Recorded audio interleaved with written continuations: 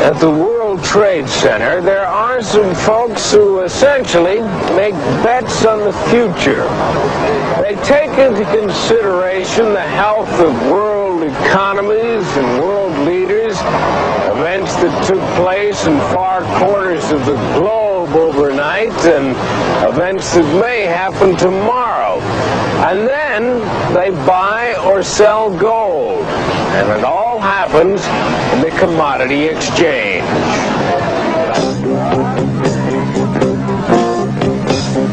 I really love what I do. I'm a good gambler. But I think the formula for success in this business is being quick, being aggressive, and being able to turn on a dime. For 5 years now, Charlie Fetterbush has been a gold trader at the Commodity Exchange in New York City. A job as physically demanding as a highly paid athlete's, and for some, as profitable. It's subdued here now, but at exactly 9:25 a.m., when the gold market opens, Charlie will officially begin work.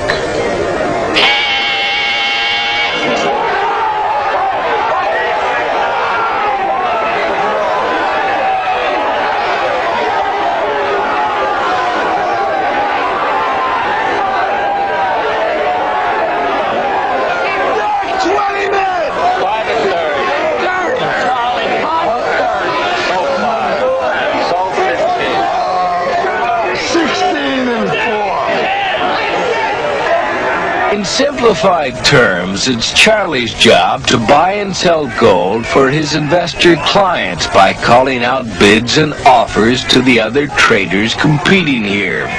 But why yell? Well, traditionally, it's always worked that way.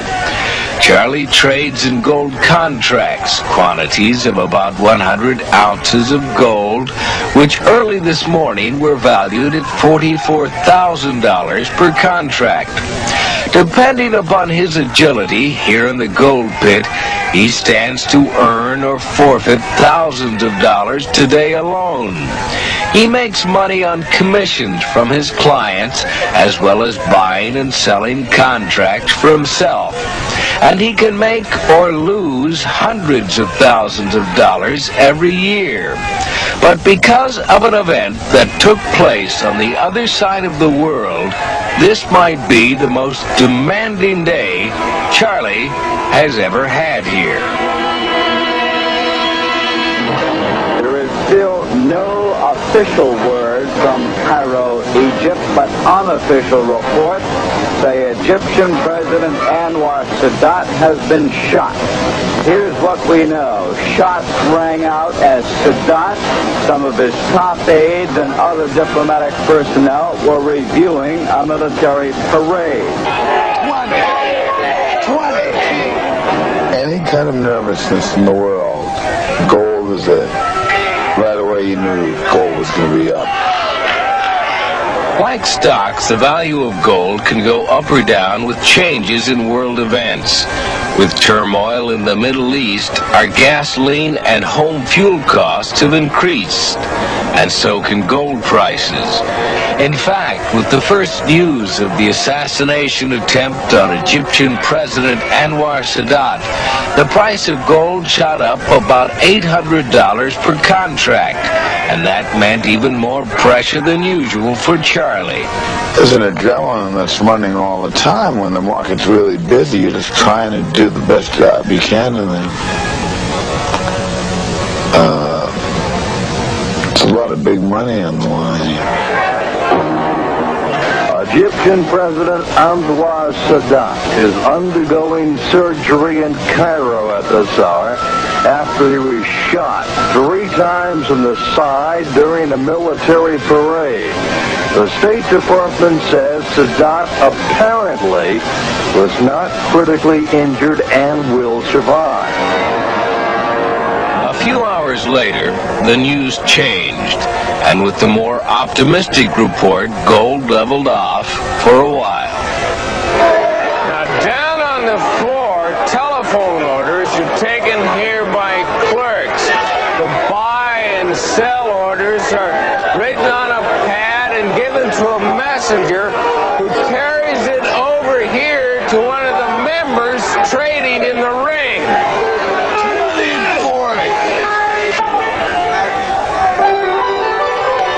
Charlie himself worked his way up into the gold pit by apprenticing as a clerk and a runner. Not everyone can survive here. You've got to welcome tension and have enough to pay several $100,000 just to become a member of the exchange. Before I did this, I was in a manufacturing business, which I owned. Sitting behind the desk all day is very boring. There's excitement here. You're totally on your own here. It's one of the best feelings in the world. You can make a lot of money here. You can lose a lot of money. You can make nothing. And all depends on you. It's similar to an athlete. You only have 10 or 12 good years. You know, in 10 or 12 years, some rookie's going to come up and replace you because of the physical conditioning you need. You got to make contact with the person you're trading with. It's too big of a risk. And people get carried away.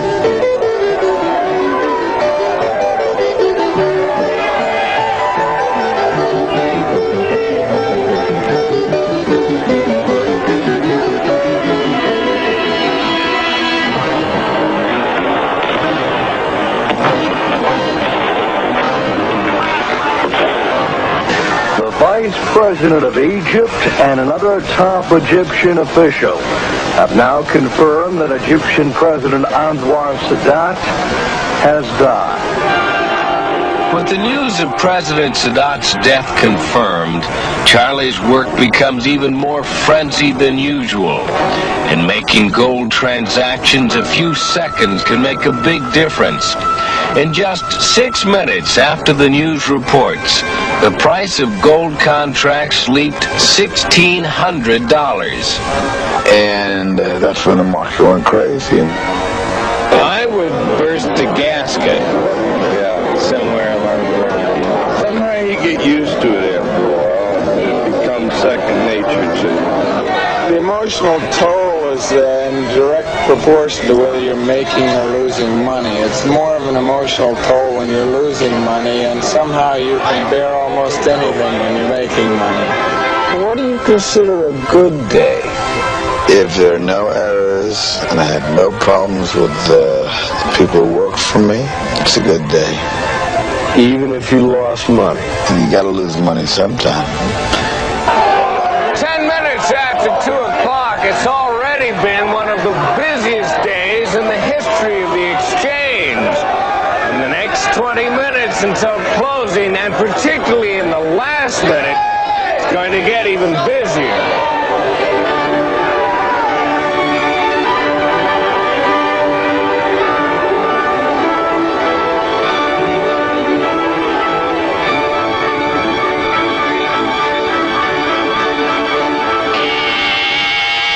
The end of trading.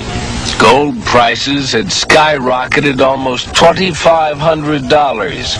And without taking a break in his 5 tense hours of work, Charlie is drained but not discouraged as he tallies up the day's gains and losses.